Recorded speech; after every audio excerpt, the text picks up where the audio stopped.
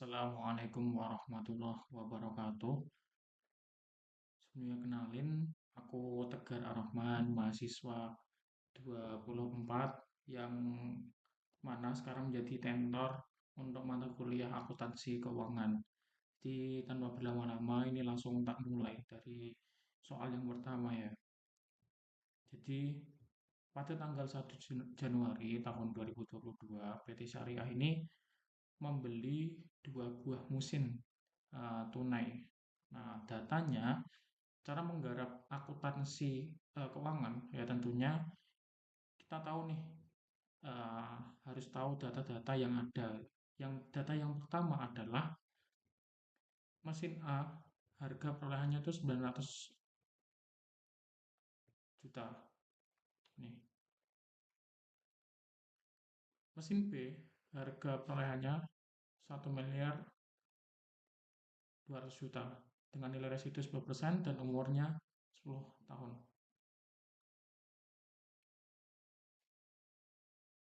Pada kolom 1 nomor A, jurnal diminta jurnal pembelian mesin 1 Januari tahun 2022. Penyelesaiannya adalah mesin A seharga 900.000 ditaruh di debit, mesin B pada pembelian 1.200.000.000 di debit juga dan mengurangi kas tentunya karena kita membeli mesin yang tentunya akan mengeluarkan kas perusahaan yakni sebesar 2.100.000.000.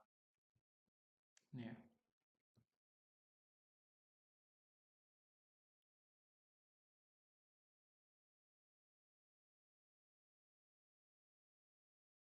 Yang kedua adalah cara menghitung depresiasi mesin A dan mesin B.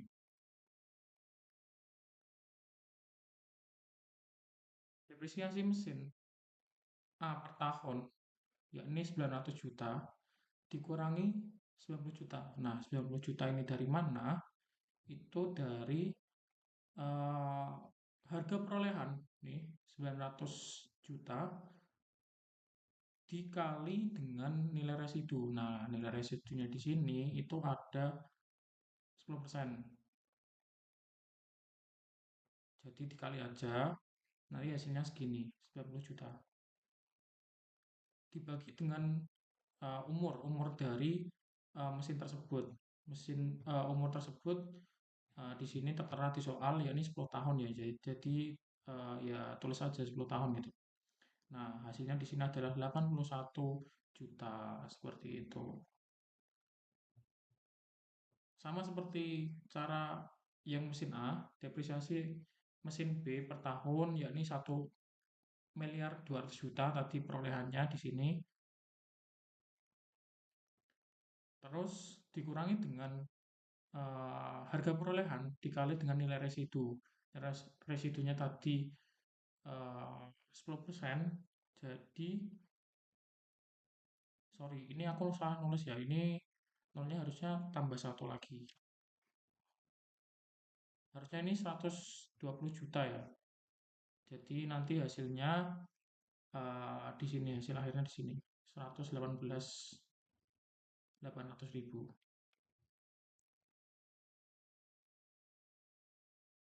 Selanjutnya nomor C, Jurnal Penyesuaian Depresiasi Mesin tanggal 31 Desember 2022. Karena ada depresiasi, jadi ada perlu yang namanya penyesuaian ya. Penyesuaian yang pertama adalah depresiasi mesin A, tadi 81 juta di debit dan akumulasi depresiasi mesin A di kredit. Selanjutnya ada depresiasi mesin B di debit juga dan akumulasi depresiasi mesin B di kredit. Nah, pada tanggal 1 Januari 2024, artinya teman-teman, ada lonjakan tahun dari tahun 2022 ke tahun 2024 seperti itu.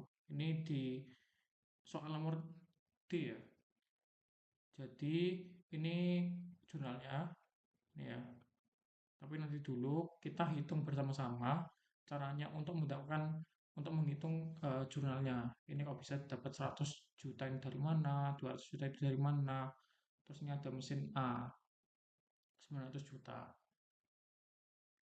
Nah, yang pertama kita perlu hitung adalah nilai buku mesin A pada tahun eh, 2024. Kita hitung dulu harga perolehan mesin A yakni 900 juta.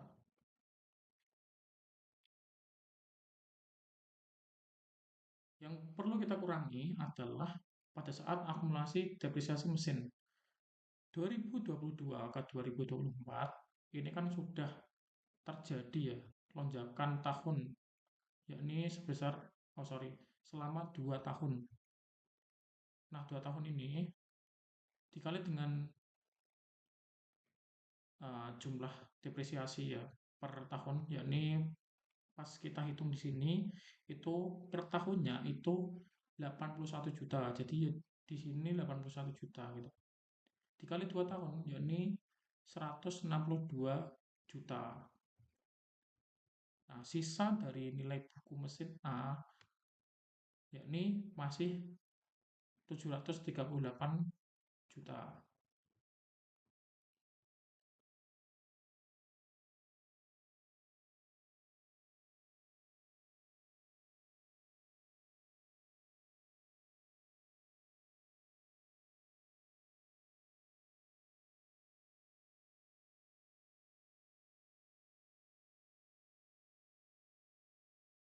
Kita lihat lagi nih pada eh, tanggal 1 Januari mesin A itu dijual dengan harga 500 juta.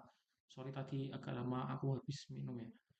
Em, Harga jualnya di 500 juta. Jadi mengurangi dari nilai buku mesin A semula yang 738 juta ini ya dikurangi dengan 500 juta ini. Yakni hasilnya ini. Nah, kalau sisa teman-teman, kalau hasilnya sisa dan tidak minus, ini dianggap kerugian ya bagi perusahaan dalam menjual mesin gitu. Maka yang diterima perusahaan adalah kas sebesar 500 juta jelas ini teman-teman karena ya tadi em, di ini di soal ini pada tanggal 1 Januari dijual dengan harga 500 juta. Ini otomatis mendapatkan kas ya 500 juta. Terus ada akumulasi depresiasi mesin A. Tadi teman-teman sudah kita hitung bersama-sama kalau 81 juta dikali dengan 2 tahun ya. 2 tahun artinya 2 tahun jalan gitu. Karena ini dijual pada tahun 2024 gitu. Terus ada rugi penjualan mesin ya di sini itu didapat dari sini di hasil akhir ya. Teman-teman kalau di sini hasilnya minus, jadi kalian boleh tulis ya laba penjualan mesin A, tapi nanti pasti dikredit teman-teman.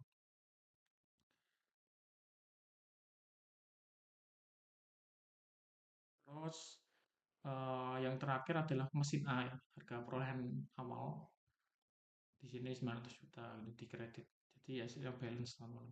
Di 900 juta, di sini juga 900 juta seperti itu.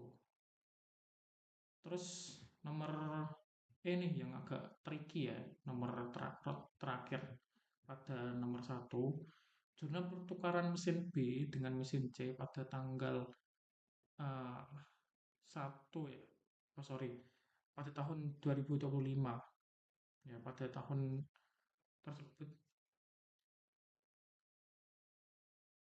kita lihat dulu soalnya ya.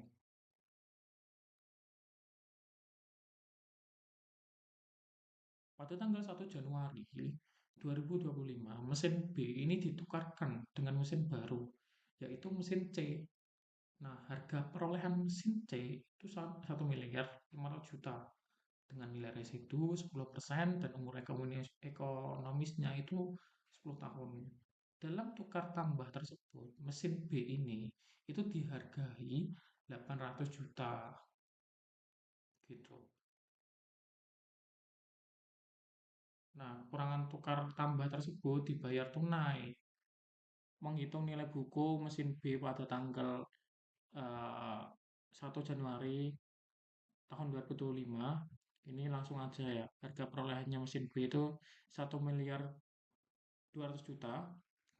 Akumulasi depresiasi mesin B itu eh, satu, itu ada 3 tahun ya, karena selisihnya 2022 ke 2025 itu ada 3 tahun. Jadi akumulasi per tahunnya tadi kan 118 juta sekian, itu dikali dengan 3 tahun, hasilnya adalah 300, hasilnya adalah 350.000 sekian. Nah, nilai buku mesin B itu ada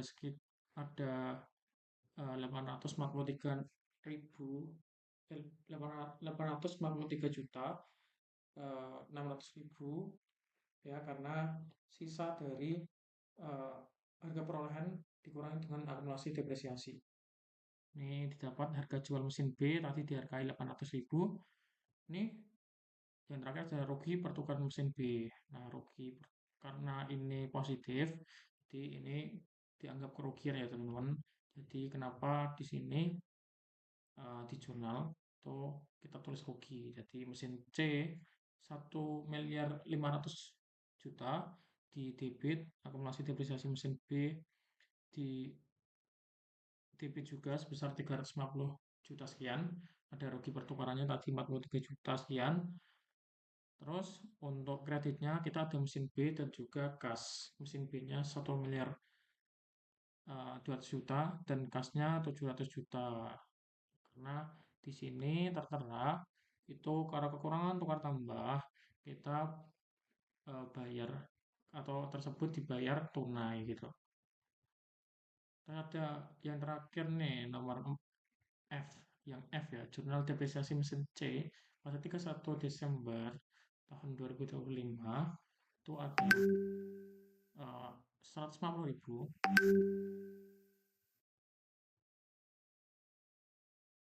sorry, 1 miliar 500 juta, ini aku salah nulis ya, lagi-lagi salah nulis, sorry teman-teman, dikali dengan residunya tadi, yakni sebesar 10%, yakni hasilnya 150 juta, dibagi dengan 10 tahun.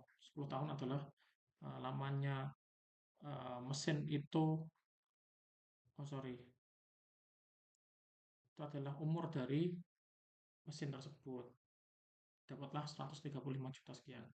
Nah, depresiasi jurnalnya adalah depresiasi mesin C 135 juta. Akumulasi depresiasi mesin C di kredit 135 juta.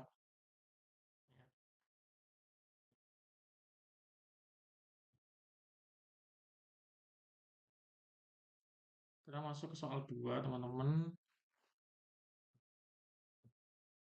Diketahui jumlah obligasi itu sebesar 10.000 lembar. Lagi-lagi kita uh, membaca soal dan mengumpulkan data. Nah, data-data yang kita peroleh di sini, diketahui ini kita dapat di soal ya teman-teman. Jadi jumlah obligasi 10 lembar, terus ada nilai nominal per lembarnya 40.000, jangka waktu 10 tahun, kita bagi, kita jadikan 120 bulan. Jadi kita dari 10 tahun itu kita jadikan bulan ya teman-teman. Satu bunga nominal itu sebesar 12% per tahun. Terus bunga dibayar ini tiap semester ya, yakni 1 Februari dan 1 Agustus. Harga kursnya adalah 120% gitu. Langsung aja kita ke jurnal penerimaan kas ya, pada April tahun 2020. Yang pertama adalah hitung nilai nominal obligasi sama dengan jumlah obligasi dikali dengan nilai per saham, yakni 10.000 dikali dengan 40.000, hasilnya adalah 400.000 teman-teman. Terus yang kedua kita hitung harga jual obligasi, yakni harga kurs dikali dengan nilai per lembar. Nilai per lembarnya tadi 40.000 dikali dengan harga kurs. Harga kursnya di sini kita ketahui bersama adalah 120 gitu. Yakni 48.000 gitu. setelah kita menghitung yang namanya harga jual aplikasi ini, kita menghitung nilai total keseluruhan nilai total aplikasi yang dijual gitu, yakni 10.000 lembar saham tadi, sorry, lembar aplikasi tadi dikali dengan 48.000 gitu, hasilnya adalah 480 juta gitu.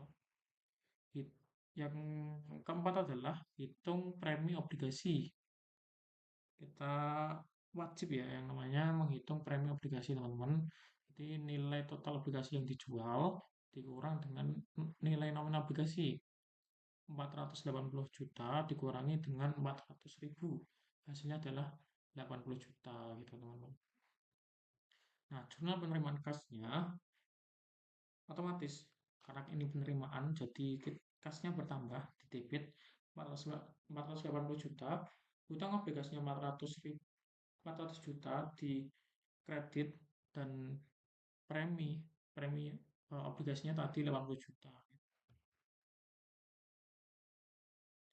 Kita masuk ke kolom B, berapa besarnya bunga berjalan yang diterima perusahaan pada tanggal 1 April 2020. Kita menghitung bunga berjalan ya, step by stepnya. Yang pertama adalah kita hitung nilai nominal obligasi tadi 400.000, kita ketahui bersama. Terus hitung bunga tahunan nominal, eh, rumusnya adalah nilai nominal obligasi dikali dengan suku bunga. Nilai nominal yang tadi kita ketahui bersama 400 juta dikali dengan bunga per tahun, ini 12%, teman-teman. Ini hasilnya adalah 48 juta. Karena kita membayarnya semester atau per 6 bulan, jadi um, bunga per tahunnya tadi 48 juta dibagi dengan 2, 24 juta ini hasilnya. Karena obligasi diterbitkan 1 Februari tahun 2020, maka besarnya bunga pada 1 April ya 2020 adalah 8 juta ini, teman-teman. Selanjutnya adalah menghitung nih yang namanya jurnal penyesuaian pada tanggal 31 Desember tahun 2020. Amortisasi premium hutang obligasi tadi, step by stepnya adalah kita ketahui premi obligasi itu tadi 80 juta dan umur obligasinya adalah 120 bulan. Nah, cara menghitung amortisasi per bulan ya. Premi obligasi dibagi dengan umur obligasi. Premi obligasinya 80 juta dibagi dengan 120, dapatlah 600.666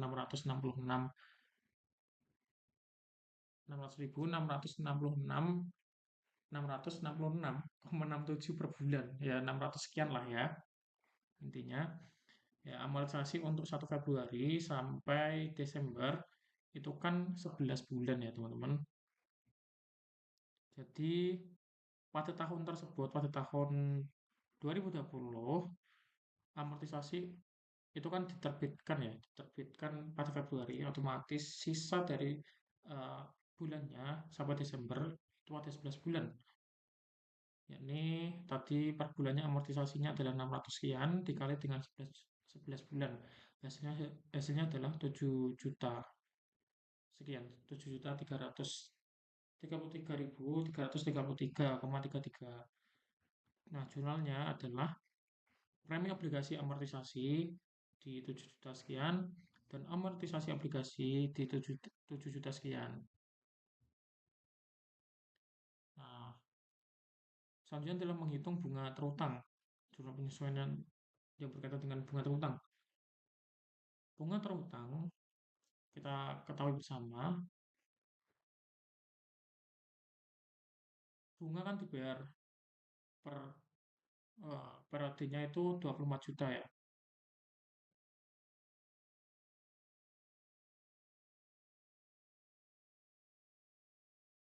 Bunga per Agustus sampai 31 Desember ada 5 bulan. Ini 5 per 6 dikali dengan 24 juta tadi bunga per periodenya. Didapatlah 20 juta. Nah, jurnal penyesuaiannya per 31 Desember, yakni beban bunga sebesar 20 juta dan bunga terutang di kredit sebesar 20 juta juga. Karena bunga kan dibayar 1 Februari dan 1 Agustus, maka 1 Agustusnya itu eh, sampai Desember itu perlu dihitung gitu.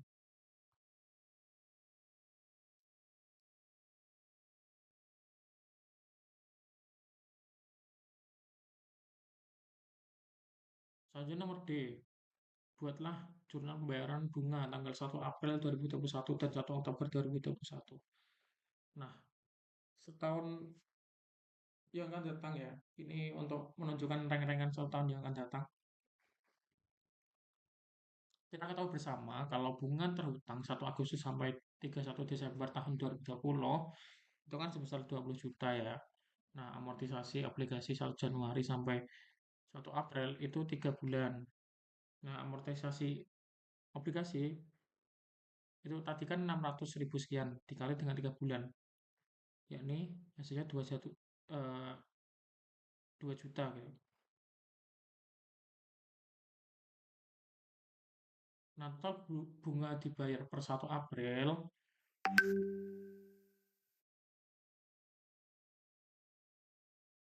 adalah yang pertama menghitungnya adalah bunga terhutang. Kita ketahui bersama tadi kan 20 juta.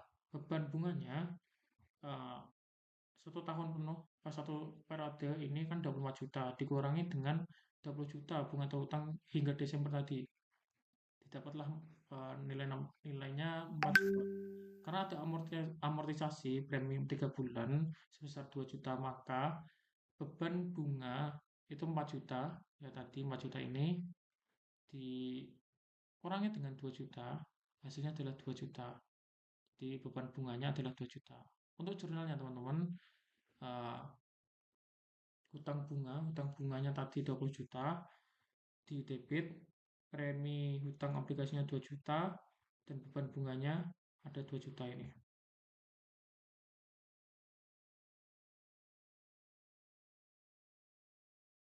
Terus kita mengurangi kas sebesar 24 juta gitu. Ini bekas yang kuning-kuning ini bekas tadi ya teman-teman. Aku record tapi nggak apa ya, nggak sampai cuman 10 menit ya. Padahal udah 40 menit teman-teman. Jadi selanjutnya ada jurnal pembayaran 1 Oktober tahun 2021. Ini bunga periode 1 April ke 1 Oktober adalah 6 bulan. Jadi bunga tahunannya adalah 48 juta. Nah, bunga periodenya 6 bulan itu 24 juta. Jadi jurnalnya adalah eh, bunga 1 Oktober tahun 2021 itu beban bunganya 24 juta, premi hutang obligasinya 4 juta di debit, dan kasnya 24 juta di kredit teman-teman kayak gitu. Terus selanjutnya kita menghitung yang namanya jurnal penyesuaian kembali pada tanggal 1 Januari tahun 2021. Pada 31 Desember tahun 2020 telah dilakukan amortisasi hutang obligasi sebesar 7.333.333, sekian. Pada 1 Januari tahun 2021 kita diperlukan nih, kita perlu mengembalikan amortisasi premi ini. Jadi kita membuka kembali ya, jurnal-jurnal yang ada gitu. Yang perlu kita sesuaikan adalah amortisasi premium hutang obligasi. Tadi kita ketahui kalau amortisasi premium hutang obligasi itu preminya itu di atas ya. Premi obligasi amortisasi di atas dan amortisasi obligasi itu di bawah. Jadi kita tinggal balik aja amortisasi obligasi 7 juta sekian ini di debit dan premi obligasi amortisasi ini di kredit. Terus ada pada 31 Desember telah dicatat terutang ya sebesar 20 juta, maka pada 1 Januari tahun 2021 kita mengembalikan bunga terutang ini. Tadi beban bunganya di atas, ini sekarang di bawah ya. Jadi bunga terutangnya 20 juta dan beban bunganya 20 juta gitu.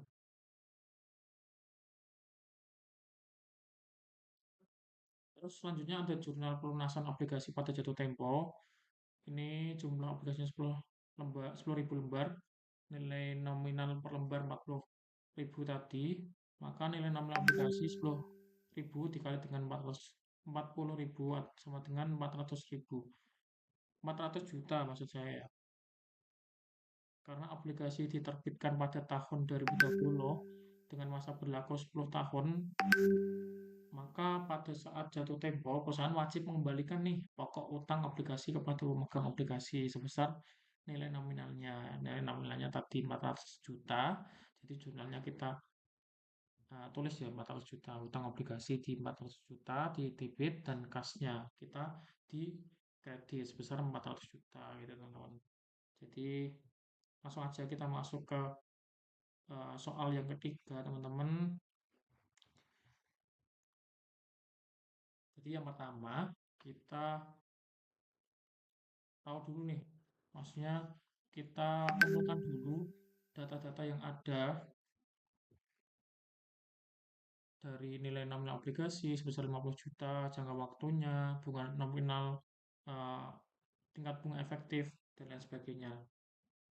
Nah, di sini nilai nominal obligasinya ada 50 juta, jangka waktunya 3 tahun, bunga nominal 12% per tahun, bunga dibayar setiap per semester. Artinya teman-teman, ya, jadi di soal ya, tertera bunga dibayarkan itu pada tanggal 1 Juli dan 1 Januari. Artinya adalah ada eh, pembayaran sebesar dua kali per tahun. Jadi nanti menghitungnya adalah jangka waktunya atau per periodenya adalah 6 tahun teman-teman. Karena satu tahunnya kita membayar selama 2 kali. Kita langsung masuk ya untuk menghitung satu persatu datanya.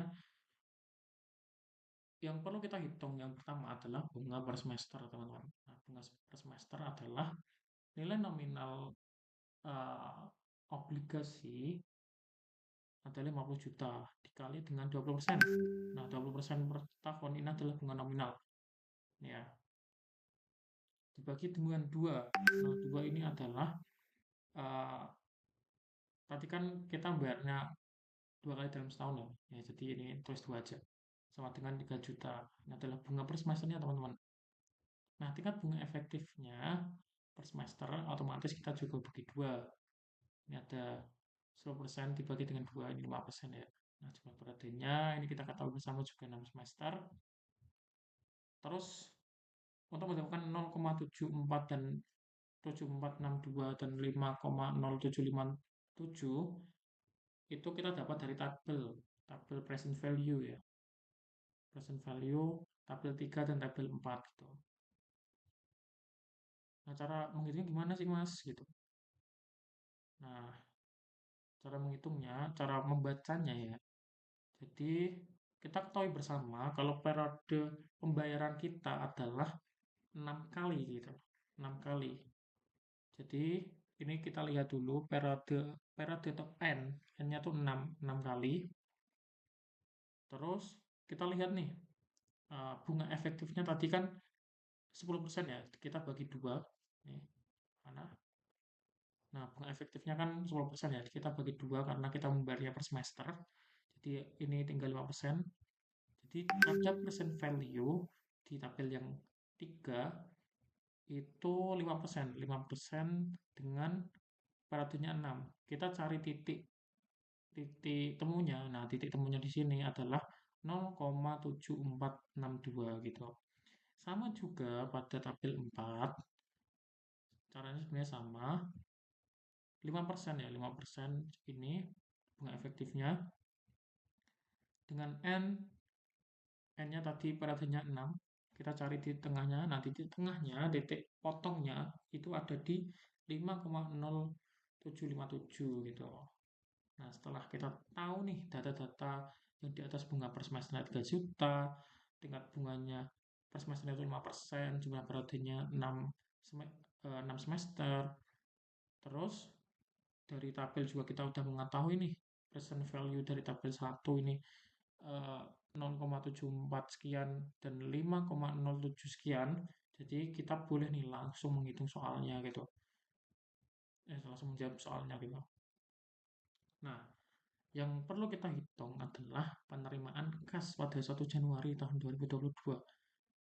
Nah, present value nilai nominal obligasi, kita tahu present value nilai obligasi adalah, ini yang pertama adalah nilai nominal obligasi ya, sebesar kita ketahui bersama sebesar 50 juta tadi dikali dengan nih present value yang tabel 3 teman-teman, yang single cash flow ya,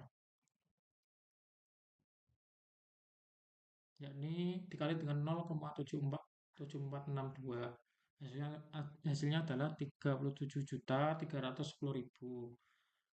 Terus kita hitung nih present value bunga obligasi. Untuk menghitung present value bunga obligasi adalah 3 juta. 3 juta ini adalah bunga tadi ya, bunga per semesternya, bunga per periode lah, dikali dengan tadi yang udah kita hitung present value tabel 4, yakni 5,0757, didapatlah 15.227.100 rupiah. Harga jual obligasi itu adalah present value nilai nominal obligasi ditambah dengan present value bunga obligasi 37 juta sekian ditambah dengan 15 juta sekian, sama dengan 52.537.100 rupiah. Nah, kita juga harus menghitung nih yang namanya premi obligasi, karena ini akan berkaitan dengan yang namanya schedule dari amortisasi, metode efektif gitu. Nah, 52 juta dikurang dengan nilai nominal. Nilai nominalnya tadi kan 50 juta, sama dengan ini ketemu 2.537.100 rupiah gitu. Ini adalah premi dari obligasi. Karena harga jual lebih besar dari nominal, maka obligasi dijual dengan premi. Nah, teman-teman nanti kalau menemukan soal ya, premi obligasinya jika ini minus, teman-teman, kalian boleh simpulkan kalau obligasi yang dijual ini adalah dengan dalih diskon gitu, bukan premi ya. Kita perlu garis bawahi. Terus kita jurnal penerimaan kas pada 1 Januarinya adalah 52.537.100 rupiah untuk kasnya di debit, dan utang obligasinya 50 juta, dan premi obligasinya tadi kita ketahui bersama 2.537.100 rupiah.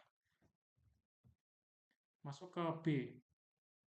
Jika obligasi dibeli pada 1 April, bukan 1 Juli maupun 1 Januari tahun 2022, berapa besar bunga berjalan obligasi tersebut? Buatlah penjumlahan untuk penerimaan kas atas pembelian obligasi tersebut. Gitu. Kita ketahui bersama kalau periode bunga kita adalah 6 bulan sekali, jadi selama tanggal pembelian itu kan 1 April ya.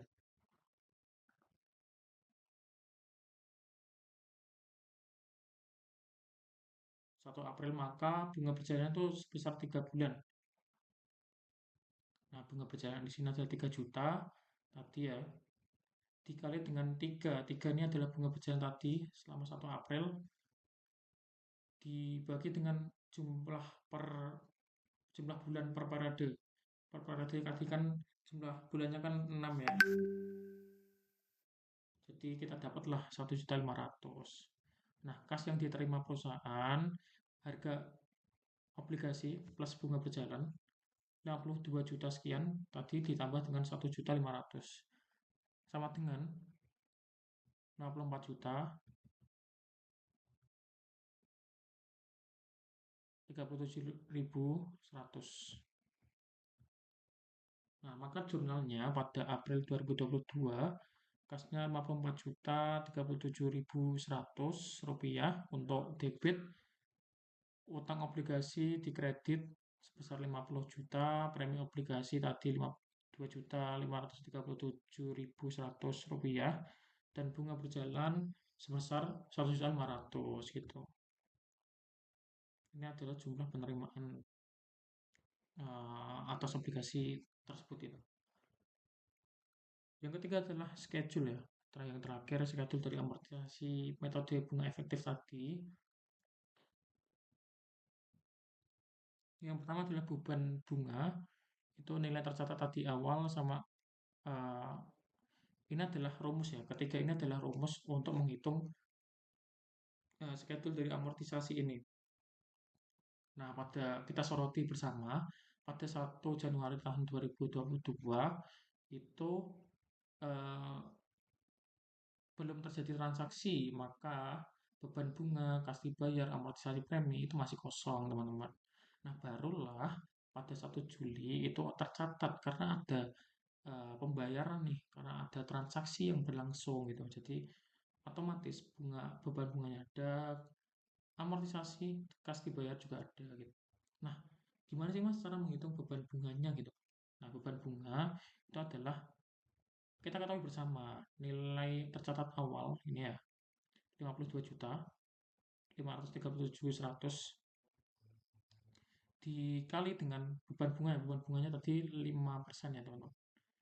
Jadi didapatlah 2.626.855. Nah, untuk menghitung amortisasi premi itu adalah bunga gas ya dikurang dengan beban bunga. Bunga gas tadi itu 3 juta dikurang dengan 2.626.855. Hasilnya adalah amortisasi premi gitu.